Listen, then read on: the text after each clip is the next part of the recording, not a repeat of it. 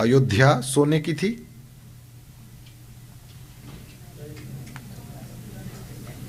और लंका जानकी जी को वो ऑफर कर रहा है, और उस जानकी को कि अपने राम के साथ रह करके वन वन भटक के मिला क्या, और ये देखो सोने की लंका, उसका एक सिर इधर 10, उसके 2 हाथ हैं यहां 20, और वो वन वन भटकने वाला, और यहां राजा बन के खड़े हैं, पुष्पक विमान अपने यहां अपना अपना एयरपोर्ट है ना। और जानकी जी को रावण को देना क्या था, सुंदरकांड में क्लियर लिखा है, एक बार बिलोकु मम ओरा, केवल मेरी ओर देखो, इतना ही। और गजब है जानकी, एक बार रावण की ओर देखा तक नहीं। तृणधरी ओट कहती बैदेही, एक घास का तिनका रखती थी। क्या सीताराम हमको सिखा रहे हैं साहब, हरण होने से पहले राम ने जानकी को जो प्रेम दिया होगा ना, वही कारण है कि हरण होने के बाद 100 योजन का समुद्र बीच में है, वहां सीता क्या कर रही है कोई देखने वाला नहीं है, फिर भी वो रावण के सामने तक नहीं देखती, सामने से ऑफर कर रहा है। आज की सीता होती तो उसको यदि ये कहे कि एक बार देखना है बस, उसके बदले में इतनी बड़ी ऑफर, तो वो कहेगी कि ग्रेट डील, देखने में क्या है, क्या हाइट है सीता की साहब, कितनी ऊंचाई पे बैठी है ये, है ना। एक बार देखा तक नहीं। स्त्री के शरीर को छुआ जा सकता है, उसको हृदय को छूने के लिए तो कोई राम चाहिए, कोई कृष्ण चाहिए, सबके साथ थोड़ी होता ये। हरण होने से पहले राम ने जो प्रेम दिया है ना, वो कारण है। कभी कभी हम लोगों ने देखा है, हमारे पास जब कुछ होता है तो वैल्यू नहीं होती, और चला जाए तो फिर पता है। यहां तक है कि जानकी जी ने, देखो रिलेशंस की वैल्यू, जानकी जी ने हनुमान के साथ जो मैसेज दिया, सुंदरकांड का कई लोग पाठ करते हैं, फिर एक बार देखना जब देखो तब, हनुमान जी के साथ जब वो मैसेज भेजती है तो ये कहती है कि अनुज समेत गहेहु प्रभु चरना। सीता जी, धवल भाई भाभी था, और कभी भी कोई भी भाभी मां अपने देवर के चरण पकड़ने के लिए बोल सकती है। सीता ने यह कहा है कि अनुज समेत लक्ष्मण सहित परमात्मा के चरण पकड़ना। यह क्या है? बोले मैं भाभी पने के अहंकार में रहना नहीं चाहती हूं, मेरी गलती थी। उसने मुझे समझाया था कि जिस परमात्मा का नाम लेकर के लोग भय से मुक्त हो जाते हैं, वो परमात्मा कभी संकट में हो सकता है। आप गलत समझ रही हो, उन पर कोई संकट नहीं है। लेकिन सीता जी नहीं समझी, और मर्म बचन सीता जब बोला, और हरि प्रेरित लक्ष्मण मन डोला। जाना पड़ा लक्ष्मण को, और फिर जो हुआ तो सीता को तुरंत समझ में आ गया कि छोरा सही था। तो इतने सालों तक साथ रहे हुए भी नहीं समझ पाए। आपको पता है, ये 14 में से 11 साढ़े 11 साल तो चित्रकूट में ही रहे हैं। ये तो बाद में 8-10 महीने में ये सब नाटक हो गया था। तो इतने साल तक वन में रही हुई सीता को लक्ष्मण के बारे में पता नहीं है। लक्ष्मण के भी पैर पकड़ना, मैं पकड़ूंगी तो वो जी नहीं पाएगा, इसलिए मेरी ओर से तुम क्षमा मांगना। बेटा तुम सही थे, मां गलत थी। क्या ट्रांसपेरेंसी है, क्या अहंकार से रहित जीवन है, क्या व्यक्तित्व थे। मेरे गुरुदेव भगवान कहते हैं साहब, कैसे जीना ये रामायण से सीखो, कैसे मरना ये भागवत से सीखो, क्या करना रामायण से सीखो, क्या नहीं करना महाभारत से सीखो। ऐसे अद्भुत अद्भुत ग्रंथ हमको दिए हैं। मैं केवल इतना कहने को चला था आपको, बाहर बहुत प्रतिष्ठा होए, वो आपकी कैरियर हो सकती है, वो आपकी चमक दमक घर में काम नहीं लगती। कितना ही बड़ा आदमी हो, कितनी ही ज्यादा डिग्रियां हमारे पास हो, कुछ हो, बेज ही नहीं होगा। जैसे बेज किसको बोलते हैं? कोई व्यक्ति आंगन में आके खड़ा हो जाए तो उसको आप मीठे स्वर में ये कह सकते हैं, आइए बैठिए। क्या आप उसको पानी पिला सकते हैं? क्या आप उसको बैठने के लिए सही जगह दे सकते हैं? क्या आप वाणी से उसका सत्कार कर सकते हैं? इफ यस, ये बेस ठीक बना है। और मैंने ऐसे कई लोगों को देखा है, क्योंकि मेरा तो काम ही मेहमान होना है ना, अपना धंधा ही यही है। अपने रोज किसी न किसी के मेहमान होते हैं। अभी 8 दिन से ये भट्ट परिवार का हम तीनों सिर खा रहे हैं और कल को फिर उनको छोड़ देंगे, फिर किसी दूसरे का सिर खाएंगे तो मेरा तो काम ही यही है। लेकिन देखो साहब, किस तरह से मेहमान आया हुआ जो है उसको कैसे संभाला जाता है। तो कहीं कहीं तो ऐसे लोग भी देखने को मिलते हैं जो मेहमान को, पता है मेहमान क्यों बोलते हैं? पता है, ये मेह शब्द जो है ना, इसका मतलब होता है मेघ। भारत में आप जानते हैं वर्षा की कितनी लोग राह देखते हैं, है ना। वर्षा के आधार पर बहुत ज्यादा खेती है। अभी सिंचाई की उतनी व्यवस्थाएं नहीं हो गई हैं, बहुत ज्यादा आधार मेघों पर है। तो वो मेघ साल में एक ही बार और 2 महीने के लिए ही आता है, तो कितना मान मिलता है उसको? बहुत ज्यादा। तो मेघ जितना मान जिसको मिले, मेहमान। ऐसे है। तो मेहमान को भी समझना चाहिए कि शनिवार को कथा पूरी हो जाए तो रविवार को अब जाओ, अब आई थी अतिथि तुम कब जाओगे है ना। भंवरा क्या करता? बोले फूलों के ऊपर बैठता, उसका रस लेता, लेकिन फिर दूसरे फूल के ऊपर, एक ही फूल को खत्म नहीं कर देता, रस लेते हुए आगे आगे आगे आगे बढ़ता रहता है। आप जहां हो उसको 2 चीजें सिखाओ, आप जहां हो उनसे कुछ 2 चीजें सीखो भी, और फिर यात्रा आगे बढ़ेगी। तो हमारे आसपास वाले कितने लोग हैं? यहां 16,108 हैं और सब प्रसन्न हैं। अपने आसपास तो भगवान ने, क्योंकि ये पत्नियों की बात है तो लोगों को कभी कभी हंसी आती है। मैं पत्नियों की बात नहीं कर रहा हूं, ये पत्नियां थोड़ी होती है, तो एक ही होती है। पर बात यह है कि घर में कितने लोग होते हैं। तो जब भी हमारी कोशिश होए तो इस तरह की कोशिश होना चाहिए कि हम अपने आसपास, ये नहीं कि हम बच्चे हैं तो केवल हम लोगों को, माँ बापों की सब जिम्मेदारी उनकी, हम लोग मौज करेंगे। नो, ऐसे थोड़ी होता है।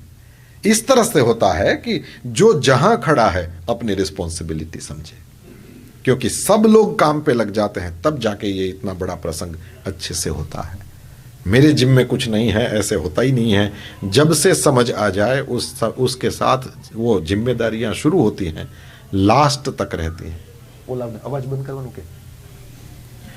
परमात्मा श्री हरि के घर में जितने रहे हुए लोग हैं उन्होंने उन सब को प्रसन्न रखा है, ये कथा है। भगवान के आहनिक कृत्य का वर्णन है। युधिष्ठिर के द्वारा संदेशा लेकर के श्री नारद जी पधारे हैं, और जरासंध के द्वारा जो कैद किए हुए राजा हैं उनका संदेश लेकर के एक दूत आया है। परमात्मा श्री हरि ने उद्धव को पूछा, राजसूय यज्ञ करना चाहते हैं युधिष्ठिर, वहां जाएं कि जरासंध के कैद किए हुए राजाओं को छुड़वाने के लिए जाएं। भगवान को सब पता है, लेकिन उन्होंने उद्धव को पूछा, ये क्या है? बोले परमात्मा श्री हरि हमको सिखा रहे हैं कि मुझे तो सब पता है, लेकिन अपने परिवार में कोई छोरे तैयार हो गए हों तो फैमिली के सामने उसको भी तो प्रमोट करना चाहिए, है ना। क्या क्या चीजें कृष्ण से सीखने को मिलती हैं। आप एक स्तर पर पहुंच गए हो तो आपके ही फील्ड में जो छोरे नए तैयार हो रहे हों, जो बेटियां नई तैयार हो रही हों, उनको पब्लिकली सपोर्ट करना चाहिए, पब्लिकली उनको प्रमोट करना चाहिए, और सबके सामने आपको ही निमित्त बन के रखना चाहिए कि ये भी अच्छा करते हैं, इनको भी ये बढ़िया आता है। देखो इस बार इनको रिस्पॉन्सिबिलिटी दिया है, हम लोग बैकबोन के रूप में रहेंगे उसके साथ में, और इस बार का पूरा कैंप जो है ये करेंगे, इस बार का पूरा आयोजन है वो ये करेंगे, इस बार पूरा डेकोरेशन इन लोगों के जिम्मे रखा है। बहुत अच्छा। क्यों? बोले वही सक्सेशन प्लान बोलते हैं ना, ये यही तो है, और क्या है जो करने वाले हैं। और इसीलिए कुर्सियों पे बैठने वालों को समय से कुर्सी छोड़ देनी चाहिए। हेलो, क्यों? बोले जो पीछे आ रहे हैं, जो लायक हैं, उनको भी अवसर देना चाहिए समय समय से। यदि, क्योंकि देखो कभी ना कभी छीन लेंगे यदि दोगे नहीं, अंडरस्टैंड। तो वो छीन ले, उससे पहले उनको आगे ले लो कि अब तुम लोगों की जिम्मेदारी। हम लोग सपोर्ट में खड़े रहेंगे, जहां भी जरूरत हो हमको पूछना, लेकिन टाइम होते ही फिर एक समय होते ही जिम्मेदारी लो भी और समय होते ही जिम्मेदारी छोड़ो भी। मेरे को बताओ, मंदिर आना हो तो राइट टाइम एंट्री भी लेना पड़ेगा हाईवे पे। जिस भी घर में हम रहते हैं तो वहां गलियों से निकल के आपकी गाड़ी जो है वो कभी ना कभी तो हाईवे पे आएगी। तो राइट जगह से हाईवे पे नहीं आओगे तो यहां नहीं आ सकते। यस, लेकिन हाईवे पे ही हाईवे पे रहोगे तो मंदिर आएगा। क्या करना पड़ेगा? राइट टाइम पे एग्जिट लेना पड़ेगा। ये एग्जिट लेना अच्छों को नहीं आता, और इसीलिए देख भी सकोगे कि देखो कहीं नहीं पहुंचे हैं। क्यों? अभी ये समझ रहे हैं कि हाईवे पे ही है, और आपने देखा एक स्पीड में गाड़ी नहीं चलाओ तो पहले लोग लाइट्स मारना शुरू करते हैं पीछे से, भागो हमको जाने दो। और उसमें भी आप नहीं समझो तो फिर हॉर्न्स बजाते हैं, हटो। कुछ समझ में आ रहा है? ये केवल ट्रैफिक की बातें नहीं है, ये दुनिया का भी रूल है। कौन होशियार आदमी है? मंदिर आना है, भगवान के पास आना है तो राइट टाइम एग्जिट ले लो। नहीं लोगे तो फिर वो पीछे से जिनके वो एनर्जी वाले हैं वो फिर अपनी एनर्जी दिखाएंगे, और फिर भी नहीं समझोगे तो दोनों हाथों से हॉर्न बजाते हैं कभी कभी तो। परमात्मा श्री हरि हमको ये सारी चीजें सिखाते हैं। उन्होंने प्रोमोट किया है उद्धव को, गए हैं राजसूय यज्ञ के लिए, क्योंकि पूरे विश्व में जितने राजा हैं उनको सबको जीत लिया जाए तभी जाकर के राजसूय यज्ञ हो सकता है। उसमें भीम, अर्जुन और कृष्ण तीनों गए। भीम के हाथों जरासंध का उद्धार किया गया। जरासंध ने कैद किए हुए राजाओं ने परमात्मा की स्तुति करी है। उस स्तुति का अंतिम श्लोक हम सबको आता है और वही रोज बोलते हैं, कृष्णाय वासुदेवाय हरये परमात्मने प्रणत क्लेश नाशाय गोविंदाय नमो नमः। कई लोग प्रणत के बाद विसर्ग रखते हैं, दो डॉट्स रखना, प्रणतः क्लेश नाशाय, ये अशुद्ध हुआ। प्रणत क्लेश नाशाय 8 अक्षर लिखो तो इसमें कहीं स्पेस नहीं है, तो प्रणतः क्लेश नाशाय ये अशुद्ध उच्चारण है। प्रणत क्लेश नाशाय ये सही है। जो प्रणत है, जो झुका है, उसके क्लेशों का नाश करने वाले भगवान को, गोविंद को नमो नमः माने बारंबार नमस्कार करते हैं। ये बड़ा प्रसिद्ध श्लोक है, ये श्रीमद् भागवत का श्लोक। तो जो रोज भागवत का श्लोक पाठ करना चाहते हैं, पुस्तकें न हो तो, और रोज करना चाहो तो कृष्णाय वासुदेवाय ये कह सकते हो। व्यास जी ने तो ये भी छूट दिया है कि श्लोकार्धम, एक श्लोक का पाठ कर सको बहुत अच्छा, एक श्लोक का पाठ नहीं कर सकते, आधे श्लोक का, भागवत के आधे श्लोक का भी पाठ करोगे तो परम गति की प्राप्ति होगी। आधा श्लोक भी हो सकता है, प्रणत क्लेश नाशाय गोविंदाय नमो नमः। और ये भी कहा है कि यदि ये भी नहीं हो सकता, श्लोकार्धम श्लोक पादम वा, श्लोक का एक पाद कहते हैं चरण को, केवल एक चरण भी बोलोगे तो भी परम गति की प्राप्ति हो जाएगी। गोविंदाय नमो नमः इतना भी रोज बोलते हो तो काम बन गया। परमात्मा श्री हरि की स्तुति का यह श्लोक बड़ा प्रसिद्ध है। फिर तो राजसूय यज्ञ होता है। पांडवों के दिग्विजय के कारण राजसूय यज्ञ हुआ, उसमें परमात्मा श्री हरि का अग्र पूजन हुआ है, और वहां पर शिशुपाल खड़ा होता है, कुछ भी बकने लगता है, भगवान श्री हरि के द्वारा उसका वध, और राजसूय यज्ञ के अंत में अवभृत स्नान महोत्सव होता है। ये यज्ञ के बाद दुर्योधन को एक बार मन में ऐसी आई कि मैंने सुना है कि यह युधिष्ठिर का महल गजब का है, मैं जरा अंदर जाकर के देखूं तो सही कैसा इंटीरियर किया है। तो वो घुसा। पता है ना वो उस महल में क्या था? बोले जहां पानी था तो उधर लगे जमीन है ना, और जहां वास्तव में जमीन है तो लगे कि पानी है।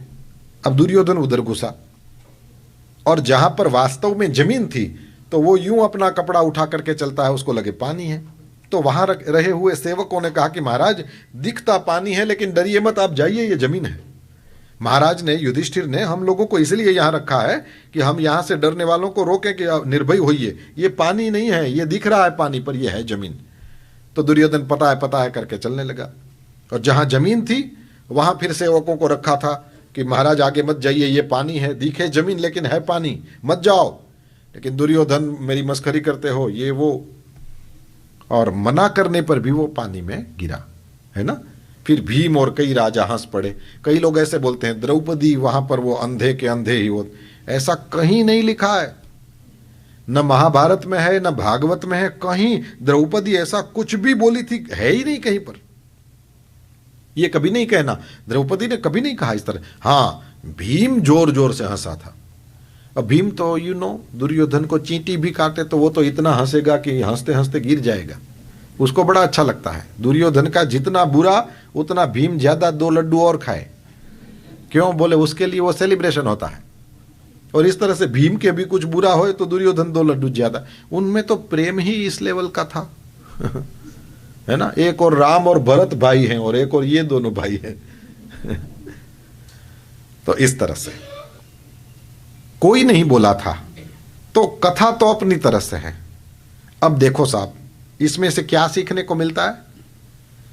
सीखने को यह मिलता है कि पानी भरने के लिए तो घर में कहीं खड्डा किया होगा, है ना। बिना गड्ढे के पानी कहां भरा जाए, समझ रहे हो। तो घर में गड्ढा करोगे तो कोई बाहर रास्ते पे चल रहा है वो गिरेगा कि अपना ही कोई भाई गिरेगा। तो ऐसा इंटीरियर क्यों करना, इससे क्या फायदा हुआ? अब वो सेंटेंस जल्दी समझ में आएगा। महाभारत से सीखिए क्या नहीं करना चाहिए।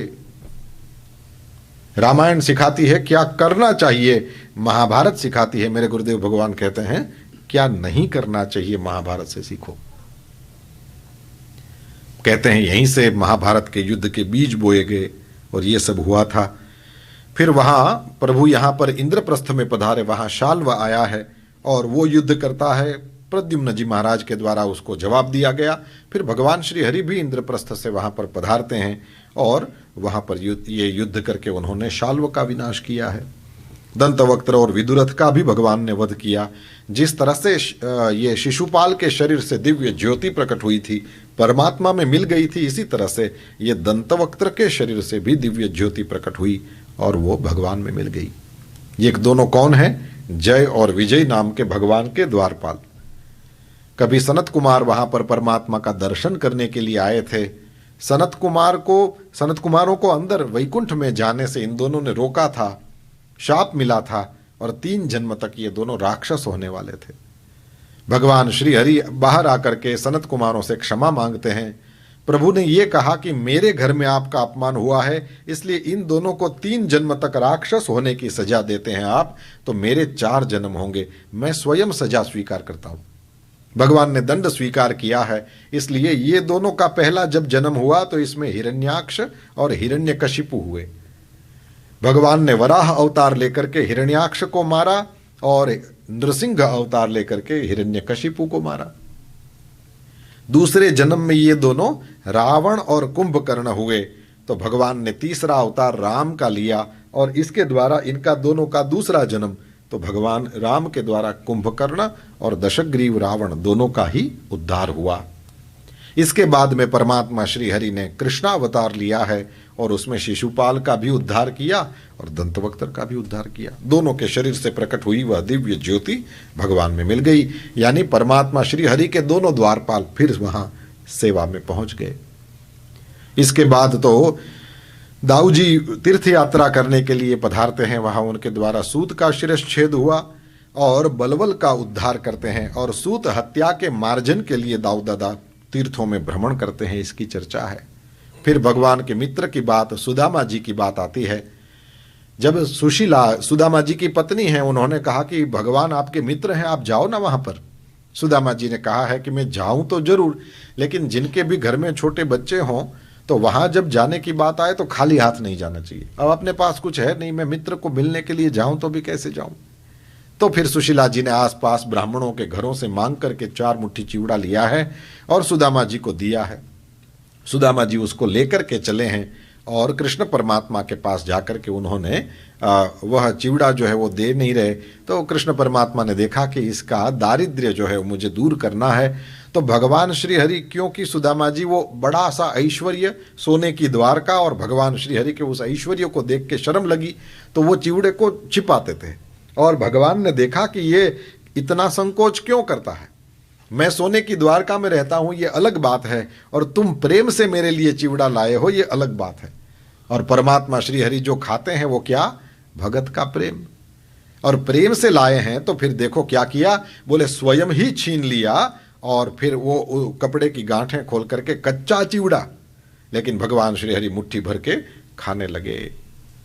अपने समान ऐश्वर्य दिया है, एक मुट्ठी खा करके दूसरी मुट्ठी भरने गए, और तब तक रुक्मणी ने हाथ पकड़ लिया, क्योंकि रुक्मणी जानती है कि हम सब यहाँ पटरानियां हैं, लेकिन परमात्मा श्री हरि ने यदि दूसरी मुट्ठी खा लिया तो फिर परमात्मा श्री हरि वहां हम सबको सेवा में भेज देंगे सुदामा जी की। ये करना नहीं है, हमको तो भगवान के पास रहना है। तो श्री ने, लक्ष्मी जी ने, रुक्मणी ने हाथ पकड़ लिया है। सुदामा जी को परमात्मा ने अपने से अधिक ऐश्वर्य देने की ठान ली थी, रुक्मणी ने हाथ पकड़ लिया, तो फिर परमात्मा श्री हरि रुक गए। एक रात्रि पर्यंत कृष्ण के पास रह करके फिर वहां वापस आए हैं, और देखा कि देखो किसान जैसे दिन भर धूप में मेहनत करता है, और मेघराजा को लगता है कि मुझे तो इसको पानी देना है, कितने परसेंट है मेरे पास, कितना पानी, और मुझे इसके खेत को यदि पिलाना है पानी तो कितना देना है। और उसने जब खेत में मेहनत करी तो कितनी करी, बोले वो 100% मेहनत करता है, मेरे को तो 1% भी टोटल पानी इसको नहीं देना, तो उसकी मेहनत के बदले में मेरे परसेंटेज बहुत कम है। ये सोच करके शर्म के कारण मेघ क्या करता है, बोले किसान थका हुआ जब रात में सोया हो तो चुपके से आके पानी बरसा के चला जाता है कि तेरी मेहनत के सामने मेरा कुछ नहीं है। इसी तरह से जैसे कृष्ण भगवान ने सुदामा को कहा हो कि मेरे पास जितना ऐश्वर्य है उसमें से मुझे तो तुझे कितना % देना है, लेकिन तूने जो किया वो इसको कौन बता सकता है, कैसे, बोले घर में कुछ नहीं था तो 0, अब मांग कर लाए और वो भगवान को दिया तो माइनस में गया ना। तो परमात्मा कहते हैं मेरे परसेंटेज में से कितने % दे रहा हूं, और तू तो माइनस में है ना, और वो मेरे को आकर के देता है। खुद भी भूखा था, वो कच्चा चिवड़ा तू भी खा सकता था, लेकिन तूने न खा करके मुझे दिया है, इसके बदले में तो मैं तुझे जो दूं कम है। इसलिए परमात्मा ने सुदामा के हाथ में नहीं रखा, शर्म के कारण पोरबंदर में ही दे दिया, सुदामापुरी में ही दे दिया। दिव्य कथा बताया है। इसके बाद में कुरुक्षेत्र में सूर्योपराग के पर्व पर यादवों और कुरुओं का सबका नंदादि गोपों के साथ समागम होता है, इसकी चर्चा है। कुरुक्षेत्र में श्रीमद् भागवत का कोई स्वाध्याय करे तो वो देखना आप लोग, कुरुक्षेत्र में ही भगवान ने 2 बार गीता गाया है। एक बार अर्जुन के सामने जो मोह में पड़ा है वो 700 श्लोकों की है, और ये श्रीमद् भागवत के 82वें अध्याय में 82 अध्याय में देखिएगा, वहां पर गोपियों के सामने जो प्रेम में पड़ी हैं उनके सामने भगवान का कुछ 6-7 श्लोकों का ही प्रवचन। तो ये कह सकते हैं उधर 700 श्लोक लग गए क्योंकि मोह में था, और इधर केवल 7 श्लोक क्योंकि प्रेम में है। तो जो प्रेम में पड़ा है उसको समझाना बड़ा इजी हो जाता है ना, कभी कभी तो बोलना भी नहीं पड़ता, फिर भी भगवान ने कुछ 6-7 श्लोकों में उपदेश दिया है। तो कुरुक्षेत्र में ही है और भगवान के ही द्वारा कहा गया है। इस गीत को भी देखना कभी आप, परमात्मा श्री हरि ने दिव्य उपदेश दिया है गोपियों को। फिर तो सब लोग वापस आते हैं, वसुदेव जी के द्वारा वहां पर यज्ञोत्सव होता है, और उसके बाद में भगवान के तत्व का प्रतिपादन वसुदेव जी के द्वारा यहाँ द्वारका जी में। और कभी देवकी माता ने प्रार्थना करी प्रभु को कि कंस ने जिन बच्चों को मार दिया है मुझे उनको देखना है। भगवान श्री हरि उन देवकी माता के बेटों को भी वापस लाते हैं। फिर सुभद्रा हरण की कथा बताया, और भगवान श्री हरि मिथिला जाते हैं। वहाँ मिथिला का राजा, उसका नाम बहुलाश्व, और वहाँ का ब्राह्मण जो है श्रुतदेव, दोनों ने सेम टाइम भगवान को निमंत्रण दिया कि आप हमारे यहाँ पधारो, और भगवान श्री हरि सेम टाइम दोनों के यहाँ गए हैं। इसकी भी कथा भागवत में बहुत कम ऐसी कथाएं हैं जिसमें स्वयं श्री सुखदेव जी भी वहाँ हो। एक भीष्म दादा का गमन होता है, वहाँ पर भी भीष्म स्तुति कर रहे हैं, तो उस समय भी सुखदेव जी वहाँ पर हैं। और दूसरी ये कथा है, और भी कोई आपके ध्यान में आए तो मुझे बता सकते हैं, पर मुझे लगता है ये 2 कथा तो ऐसी है कि जिसमें सुखदेव जी महाराज भगवान के साथ है। कैसे पता चला? बोले राजा ने भी उसी समय भगवान का स्वागत किया और वो सोने के आसन बिछाता है और सोने के पात्रों में भगवान श्री हरि के चरण पखारता है। और यहाँ पर वो ब्राह्मण के यहाँ परमात्मा गए तो दर्भ के आसन बिछे हैं और माटी पे भगवान को बिठाया है और वो दर्भ और पुष्प और ये सब लेकर के भगवान श्री हरि की पूजा। और सुखदेव जी ने दोनों चीज़ों को सेम टाइम देखा और 1 बाय 1 इस अध्याय में परीक्षित के सामने वहाँ क्या हुआ था, दोनों के यहाँ जो हुआ वो कहा। क्यों? बोले उन्होंने कहा कि मैं वहां था। तो सुखदेव जी भी उन्होंने भी 2 रूप लिए थे, भगवान ने लिए तो सारे ऋषि महर्षियों ने 2-2 रूप लिए थे। इसकी ये कथा यहाँ पर बताया, वेद स्तुति बताई है और शिव और अच्युत के स्वभाव का वैलक्षण्य बताया है। और भगवान श्री हरि ये भगवान महादेव की रक्षा करते हैं वृकासुर से, ये कथा है। भृगु द्वारा 3 देवताओं का परीक्षण हुआ और विष्णु भगवान के श्रेष्ठ्य की चर्चा, और भगवान श्री हरि ब्राह्मण के मरे हुए बेटों को महाकालपुर में जाकर भूमा देव के पास से उन बच्चों को लाते हैं, ये चर्चा है। अंत में श्री कृष्ण परमात्मा की लीला का संक्षेप से वर्णन किया और वो महिषियाँ भगवान की जो पत्नियां हैं, रानियां हैं, वे सब गीत गाती हैं, उसका वर्णन करके और यदुवंश का असंख्येयत्व बता करके 10वें स्कंध को विराम दिया। 11वें स्कंद के प्रारंभ में भगवान श्री हरि का जो ये यादव कुल है उसको ब्राह्मणों का शाप लगा है, ऋषियों का शाप लगा है। इसके बाद में वसुदेव और नारद का संवाद है, उसमें नारद और वसुदेव के संवाद के अंतर्गत निमि और नव योगेश्वरों का संवाद है और उसमें दिव्य भागवतों के लक्षण और भागवत धर्म का वर्णन है। 6ठे अध्याय में भगवान श्री हरि के पास आकर के देवताओं ने प्रार्थना करी है और परमात्मा श्री हरि को स्वधाम पधारने के लिए विनती करी है और वहां पर भगवान श्री हरि ने सबको द्वारका जी से त्रिवेणी के तीर पर सोमनाथ जी तक जाने के लिए आज्ञा दिया है, प्रभास क्षेत्र में जाने के लिए आज्ञा दिया है। सब लोग तैयारी करने लगे, लेकिन उद्धव को भगवान कोई उपदेश नहीं दे रहे थे, कोई सूचना नहीं दे रहे थे। इस वजह से उद्धव जी ने समझ लिया कि प्रभु सबको लेकर के अब धाम में जाएंगे, लेकिन मुझे साथ नहीं ले जा रहे। एकांत में परमात्मा के चरणों में लौट गया है उद्धव, प्रभु आपको मैं एक क्षण नहीं छोड़ सकता, ऐसा करें आप मुझे भी अपने साथ ले जाएं। परमात्मा श्री हरि उद्धव को कहते हैं कि उद्धव ऐसा है कि अपने शरीर को तो किसी को बचाना नहीं चाहिए, लेकिन अपने में जो ज्ञान हो वो हमें जरूर किसी को देकर जाना चाहिए। मेरी ऐसी इच्छा है कि मेरे इस ज्ञान को पचाने की, उसको धारण करने की शक्ति तुम में है। मेरी ऐसी इच्छा है कि तुम्हारे द्वारा मेरा यह ज्ञान जो है वो टिके। मैं चाहे जाऊं, लेकिन मेरी ऐसी इच्छा है कि तुम्हारे द्वारा यह ज्ञान धारण किया जाए, पृथ्वी में इसका प्रचार हो, इस ज्ञान का, इस समझ का लाभ सब लोगों को मिले। उद्धव ने प्रश्न पूछे, परमात्मा श्री हरि ने उनको उत्तर दिए। ज्ञान, कर्म, भक्ति योग, हर चीज ऐसी, मतलब समस्त प्रकार की आत्मविद्याएं परमात्मा श्री हरि ने उद्धव को कुछ 20-25 अध्यायों में दिया है। इसके बाद उद्धव को अपनी पादुका दिया है। चित्रकूट में रघुनाथ जी अपनी पादुका भरत जी को देते हैं और यहाँ द्वारका जी में कृष्ण परमात्मा ने अपनी पादुकाएं उद्धव जी को दिया। बद्रीनाथ जाने के लिए आज्ञा किया है, उद्धव जी बद्रीनाथ की ओर चले हैं।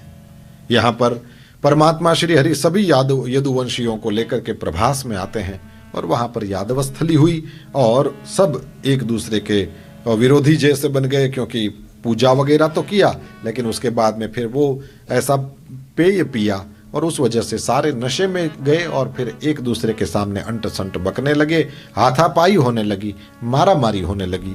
अंत में तो सारा यदुकुल जो है वो त्रिवेणी में बहने वाली वो नदियां एकदम उसका पानी लाल हो गया।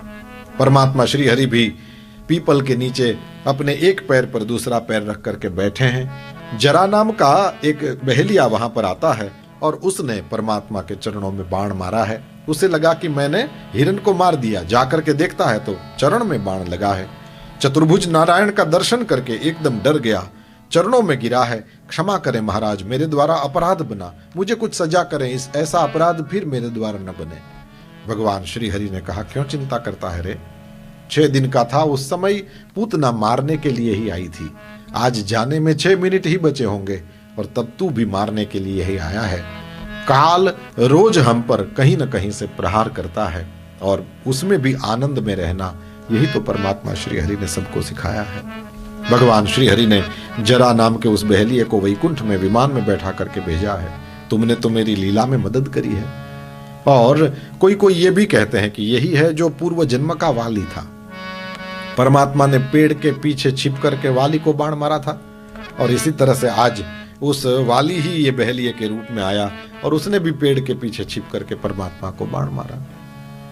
भगवान श्री हरि ने कहा, तेरे को थोड़ा वो उस समय पश्चाताप हो रहा था, अफसोस रह गया था ना। मैं बैरी सुग्रीव पियारा, कारण कवन नाथ मोहि मारा। धर्म हेतु अवतरे हु गुसाई, और मारे हु मोहि व्याध की नाई। जैसे कोई बहेलिया हो, शिकारी हो, उस तरह से आपने मुझे मारा। उस दिन मैंने तुझे बाण मारा था, आज तूने मार दिया, हिसाब बराबर। कोई ये भी कहते हैं परमात्मा श्री हरि को किसी प्रकार के कर्मों का हिसाब नहीं देना होता। बात बिल्कुल सही है, लेकिन भगवान कर्मों का हिसाब दे रहे हों ऐसी लीला तो कर सकते हैं। लीला हर प्रकार की परमात्मा कर सकते हैं, क्योंकि कर्तुम अकर्तुम अन्यथा कर्तुम समर्थः परमेश्वरः, ये सब करने में समर्थ हैं, तो ऐसी लीला करने में भी समर्थ हैं।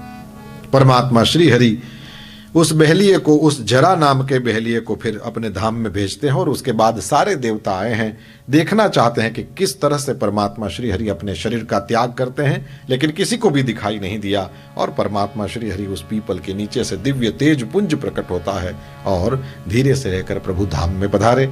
देवताओं के नगाड़े बजे हैं, गायन किया है गंधर्वों ने, सब लोगों ने पुष्पवृष्टि करी है, जय जयकार हुआ है। बोल द्वारिकाधीश की जय। इसके बाद में तो कलयुगी राजवंशों का वर्णन, कली धर्म निरूपण, कल की अवतार कब होगा, कृतयुग कब आएगा, उसकी सारी चर्चाएं हैं। भूमि गीत बताया है और हरिनाम कीर्तन की महिमा बताया है। 4 प्रकार के प्रलय होते हैं उसकी चर्चा करी है, और परमार्थ का उपदेश देकर के राजा परीक्षित के मृत्यु के भय का निवारण किया है। श्री सुखदेव जी महाराज समझाते हैं कि राजा घड़ा बना उससे पहले भी मिट्टी थी, और जब घड़ा बना है तो वो घड़े के आकार में है, इसलिए घड़ा बोलते हैं, है तो मिट्टी ही। और कल को घड़ा फूट भी जाएगा तो मिट्टी कहाँ जाएगी। इसलिए जब कभी भी बनता है तो घड़ा बनता है, मिट्टी बनी ये नहीं बोला जाएगा, घड़ा बना ऐसा कहते हैं। और फूटता है तो भी घड़ा ही फूटता है, कोई ये नहीं कहता मिट्टी फूट गई, क्योंकि मिट्टी फूट सकती नहीं। इस तरह से इस शरीर में आए उससे पहले भी तुम थे। इस शरीर है तो इसको भी पहन के, जैसे इस कपड़े को ओढ़ करके मैं बैठा हूं, इस तरह से इस शरीर को ओढ़ करके अंदर कोई बैठा है, और कल को ये शरीर नहीं रहेगा। जिसका भी जितना लिखा होगा है ना, जितनी चाबी भरी राम ने उतना चले खिलौना। तो ये खिलौना एक दिन वो खेलते खेलते उस तरह से फिर खत्म हो जाता है, तो शरीर खत्म हो जाता है, वो अंदर रहने वाला कहां जाता है, कहीं नहीं जाता। इस तरह से मृत्यु के भय का निवारण किया है। और इसके बाद में श्री सुखदेव जी महाराज ने कहा, और कुछ पूछना है तो पूछ ले राजा, क्योंकि जब तक मैं बैठा हूं यहां तक शक नहीं आ सकता। तुरंत ही राजा ने कहा है, महाराज अब कुछ पूछना नहीं है। इतने दिनों तक आपने जो मुझे सुनाया है, मैंने जितना समझा है उसमें से जितना मैं कर सकूं उतना मुझे अपने जीवन में लाना है। अब मुझे कुछ और एक्स्ट्रा सुनना बाकी नहीं है। बहुत सुना है महाराज, और यही होता है, सुनना बहुत कुछ है, समझना कोई 1-2 चीज है। क्योंकि सुनने में तो बहुत सारा आता है, सब कहां कर पाएंगे, लेकिन समझने के लिए कोई 1 या 2 चीज भी मिल जाए तो भी बहुत काम बन जाता है। जैसे ही राजा ने अपना संतोष व्यक्त किया है, सिद्धोस्मि अनुगृहीतोस्मि भवता करुणात्मना श्रावितो यच्च मे साक्षात् अनादि निधनो हरि। सिद्ध हुआ, अनुगृहीत हुआ। जैसे ही सिद्ध हुआ कहा, तो सुखदेव जी महाराज ने तुरंत उसके सामने देखा, गुरु के सामने बैठ के बोलता है सिद्ध हुआ। बोले नहीं महाराज, अनुगृहीत हुआ, यानी आपके अनुग्रह से ही सिद्ध हुआ। गुरु के सामने बैठ करके ये अहंकार का ये डिमडिम घोष नहीं हो रहा है, पर आपने जो मुझ पर मेहनत करी वह सफल हुई है, ये दिखाना चाहता हूं। आपने श्री हरि को सुनाया नहीं, हकीकत में दिखा ही दिया है। अब तो मुझे श्रीनाथ जी बाबा का यूं ऊपर उठा हुआ हाथ दिखाई दे रहा है। अब वो परमात्मा भगवान जगन्नाथ जैसे दोनों हाथ फैला करके मुझे बुला रहे हैं। जैसे तिरुपति महाराज इस तरह से खड़े हैं और जैसे मेरी ही राह देख रहे हैं, जैसे बद्रीनाथ भगवान यूं बैठे हैं और मेरी ही राह देख रहे हैं, इस तरह से द्वारकानाथ भगवान जैसे खड़े खड़े मेरी ही राह देख रहे हैं, ऐसा लग रहा है। महाराज अब पूछना कुछ नहीं है, सुन लिया बहुत कुछ, अब तो आपने जो कहा उसमें से कुछ कर पाऊं तो भी मेरा काम बन जाएगा। तो ठीक है राजा, अब तक्षक आवे, तुझे डसे ये सब देखने के लिए मुझे यहाँ बैठना नहीं है। ये कह करके श्री सुखदेव जी महाराज खड़े हुए, राधा कृष्णमय संसार को हाथ जोड़ करके दृष्टि अपने चरणों में रखी है, सबको प्रणाम करते हुए जैसे आए, कहाँ से आए थे किसी को पता नहीं, और इसी तरह से नदी की तरह बहता हुआ ये साधु, ये जोगी कहाँ चला गया ये भी किसी को पता नहीं। सभा में जय जयकार हुआ है, बोलिए सुखदेव जी महाराज की जय। श्री सुखदेव जी महाराज पधारे। उसके बाद गंगा का वह किनारा, बरगद के वो पेड़ के नीचे बैठा हुआ इतना बड़ा ऋषि मुनियों का समाज, संतों का समाज, सन्यासियों का समाज, सब लोग धीरे धीरे करके उठ उठ करके जाने लगे। राजा को सबने आशीर्वाद दिया है परमात्मा की प्राप्ति का, और इसके बाद सब वहां से विदा हुए। तक्षक नाग आया है, राजा को दंश देता है। राजा का जो शरीर था वो राख के एक ढग के रूप में एकदम जैसे कोई राख ही पड़ी हो इस तरह से परिवर्तित हो गया है। लेकिन राजा उससे तो कब से पहले परमात्मा श्री हरि में ही मिला हुआ था। सांप के डसने से कोई मरे तो अपने यहाँ वो अच्छी मृत्यु नहीं मानी जाती, लेकिन राजा को जब सांप डसा और राजा की मृत्यु हुई है तो कहते हैं देवताओं के नगाड़े बजे हैं, गंधर्वों ने गायन किया है, अप्सराओं ने नृत्य किया है, जय जयकार हुआ है। बोलिए परीक्षित महाराज की जय। जन्मेजय के सर्पसत्र की चर्चा, वेदों के शाखा विभाग की चर्चा, अथर्ववेद के विभाग की चर्चा, पुराणों का लक्षण बताया गया है। पुराणों में एक पुराण ऐसा है जो ऋषि के नाम से है, वो मार्कंडेय पुराण है। इसलिए मार्कंडेय ऋषि की तपस्या, नरनारायण के दर्शन और उसके बाद उनकी स्तुति करी, उसकी चर्चा, उनसे वरदान प्राप्त करके भगवान माया निर्मित महाप्रलय लीला का मार्कंडेय जी दर्शन करते हैं, ये बताया है। और मार्कंडेय की तपस्या को सफल करती हुई माता उमा भवानी ने भगवान भोलेनाथ को उनके पास भेजा, उनसे अनेक वरदान प्राप्त हुए, ये कथा बताया है। अंग उपांगों के परमात्मा श्री हरि के और आयुधों सहित उनकी महिमा बताया है। परमात्मा के स्वरूप का वर्णन और सूर्य व्यूह का वर्णन 12वें अध्याय में श्रीमद् भागवत के समस्त विषयों का संक्षेप से विवरण किया है, और अंत में विभिन्न पुराणों की श्लोक संख्या बता करके श्रीमद् भागवत की महिमा बताया है। जैसे समस्त क्षेत्रों में काशी उत्तम है, जिस तरह से नदियों में गंगा उत्तम है, बिल्कुल उसी तरह से वैष्णवों में जैसे भगवान महादेव सर्वोत्तम है, इसी तरह से यह श्रीमद् भागवत जो है यह समस्त पुराणों में सर्वोत्तम है। इस तरह से श्रीमद् भागवत की महिमा बताया। और अंतिम मंगलाचरण श्री सूत पुराणी के द्वारा नैमिषारण्य में है। कस्मय्येन विभासितो यमतुलो ज्ञान प्रदीपः पुरा तद्रूपेण च नारदाय मुनये कृष्णाय तद्रूपिणा योगीन्द्राय तदात्मनाथ भगवद्राताय कारुण्यतः तच्छुद्धं विमलं विशोकममृतं सत्यं परम धीमहि। सत्यम परम धीमहि से इस यात्रा का प्रारंभ होता है। सत्यम परम धीमहि तक ही आकर के यह यात्रा रुकती है। यह दिव्य भागवत शास्त्र परब्रह्म परमात्मा भगवान नारायण श्री हरि ने ब्रह्मा जी को सुनाया था। 4 श्लोकों के उस भागवत को श्री ब्रह्मा जी ने श्री नारद जी को दिया था। श्री नारद जी ने ब्रह्मा जी से लिया हुआ या प्राप्त हुआ वह भागवत ये श्री भगवान वेदव्यास को दिया था। व्यास जी के पास आए हुए उस 4 श्लोक के श्रीमद् भागवत को भगवान वेदव्यास ने परमात्मा की लीलाओं का दर्शन करते हुए विस्तृत किया था, और वो 18,000 श्लोकों का भागवत उन्होंने श्री सुखदेव जी महाराज को पढ़ाया था।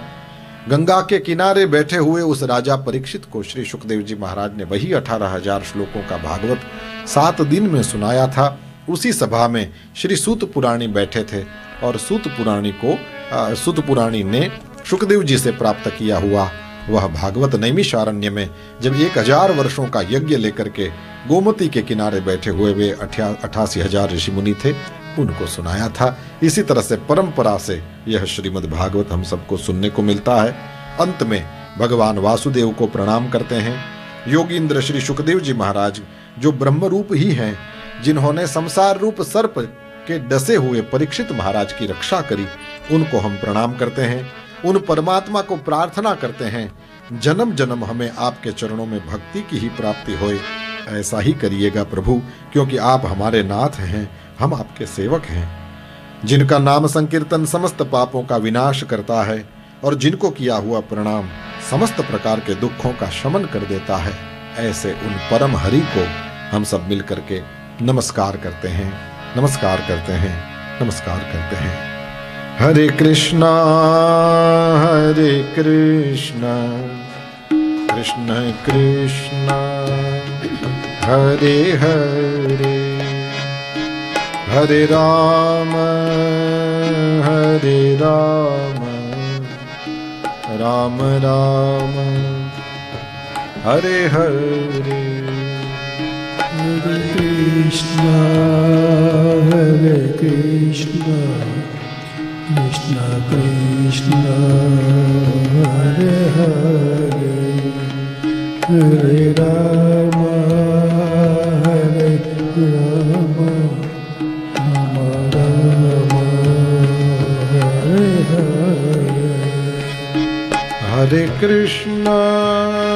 हरे कृष्ण कृष्ण कृष्ण हरे हरे,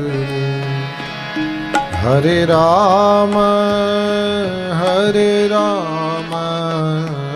राम राम हरे हरे। कृष्ण कृष्ण कृष्ण हरे हरे, हरे राम राम हरे हरे।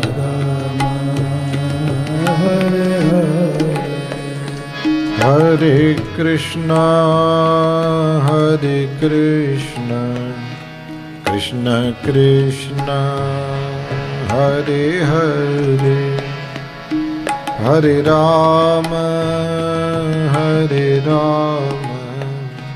राम राम हरे हरे।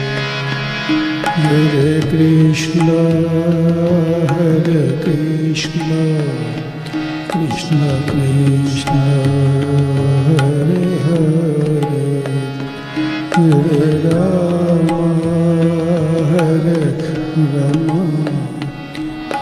राम हरे हरे। 3 बार मेरे बाद बोले, हरये नमः, हरये नमः, हरये नमः, हरये नमः, हरये नमः, हरये नमः। कायेन वाचा मनसेन्द्रियैर्वा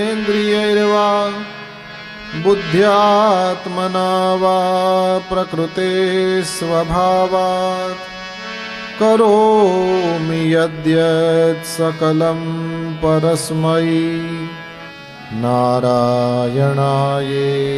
समर्पयामि। अच्युतं केशवं श्रीरामनारायणं कृष्णदामोदरं वासुदेवं हरिं श्रीधरं माधवं गोपिकावल्लभं जानकीनायकं रामचन्द्रं भजे, जानकीनायकं रामचन्द्रं भजे, जानकीनायकं रामचन्द्रं भजे।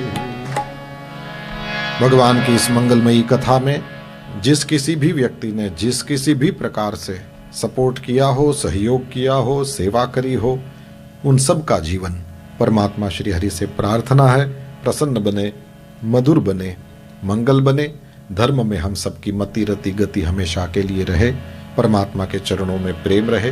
परस्पर जिस तरह से पूरा भारतीय समाज एकत्र होकर के यहाँ रहता है, भगवान करे आप सब ऐसे ही एक रहें, नेक रहें। आप सबके लिए मंगलमयी प्रार्थना।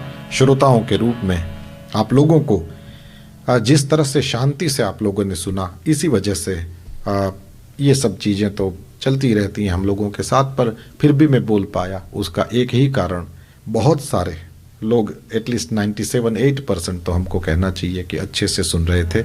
आपको जब अच्छा लगा तब आप आए, लेकिन आप जब आए तो फिर आपने शांति से सुना। इसके लिए मेरी प्रसन्नता व्यक्त करता हुआ पूरे इस आयोजन में जिस किसी भी व्यक्ति ने जिस किसी भी प्रकार से सपोर्ट किया हो, मंदिर के सारे पदाधिकारियों से लेकर के छोटे से छोटे व्यक्ति, उन सब के लिए परमात्मा के चरणों में प्रार्थना। आइए हम इस दिव्य अनुष्ठान को विराम की ओर ले जाएं। जय जयकार करें। श्री द्वारिकाधीश की, श्री गोवर्धन नाथ की, श्री गिरिराज धरण की, श्री बालकृष्ण लाल की, सद्गुरु देव की, धर्म की जय हो, अधर्म का नाश हो, प्राणियों में भाव न हो, विश्व का कल्याण हो, भारत माता की। जय हो। ओम नमः पार्वती पतये, हर हर महादेव। जय जय श्री राधे, जय जय श्री राधे, जय जय श्री राधे, जय जय श्री राधे, जय जय श्री